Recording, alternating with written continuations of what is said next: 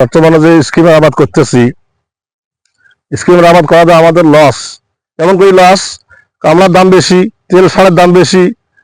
আমাদের মনে করো যে এক বিঘে ভূমি আমাদের আবাদ করলে 18 থেকে 20 মণ, হাইয়েস্ট হলে 20 মণ ধান হয়।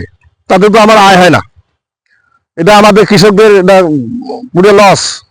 এর বাদ দিয়ে যাওয়া যদি কিছু আছে আবাদ করা লাগে, বিবি বাচ্চা আছে যদি বাঁচা লাগে, খাদ্য যেহেতু জিনিস এটা এই হিসেবে আমরা আবাদ কৃষি করি।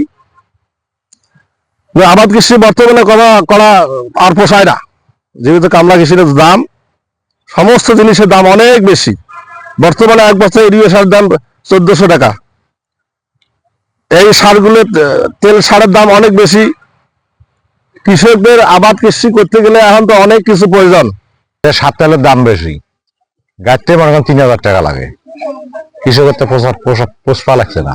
অনেকদিন দিকে হয়ে গেল, 8000 টাকা গেল, 9000 টাকা। এটা লিডেন আছে, সার আছে, আবার কাদা আছে, ডাঙ্গা আছে, সব মিলে মানে 22,000 টাকা মতন পড়বে। অন্য বর্গা আবাদ করে তো লাভ নাই। আমাকে অতি সংখ্যা কত 20 মণ ধান পাবো। 20 মণ ধান যদি মনে করেন 17-18,000 টাকা, 20,000 টাকা যায়, তাহলে লাভ কি হবে? ওই যে সেকে যায়, একবারে উঠে এটাই লাভ। আমরা সব মিলিয়ে কৃষকরা অসহায়। তেল সারের দাম বেশি, শ্রমিকের দাম বেশি। জেনেক্সে শিফট করো, লাইফকে লিফট করো।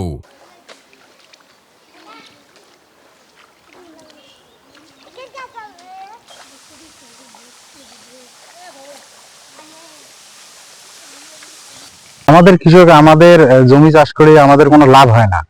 আসলে তেল সারের যে দাম আর শ্রমিকের যে দাম, তাতে এক বিঘা জমি গেলে আমাদের মোটামুটি প্রায় 5-7 হাজার টাকা লসই হয়। মূলত কৃষকরা এখন পথে বসে গেছে। এখন কৃষকরা আর কি করে? এখন কৃষকদের কৃষি কাজ করাচ্ছে, এখন ওরা ঢাকায় যাচ্ছে বা অন্যান্য বড় বড় শহরে যাচ্ছে দিন বুঝিয়ে কাজ করার জন্য। মনে করেন যে স্কিম গাড়িয়া যেরকম ব্যয় হচ্ছে, তেল সারের যে মূল্যটা, কামলা কিষানের যে মূল্যটা, এতে মনে করেন যে ধান গাড়িয়া এক বিঘা ধানের মধ্যে মনে করেন যে 18 থেকে 20 মণ ধান হচ্ছে। ধান গাড়ি তো পোষাচ্ছে না। যে জিনিসের দাম, যে দ্রব্যমূল্যের দাম, জিনিসের মানে সংসার চালাতে টেনশন। মনে করেন প্রতিটা জিনিসের দাম বৃদ্ধি, আর আমরা আবাদ কৃষি করি তো পাচ্ছি না, ফল পাচ্ছি না।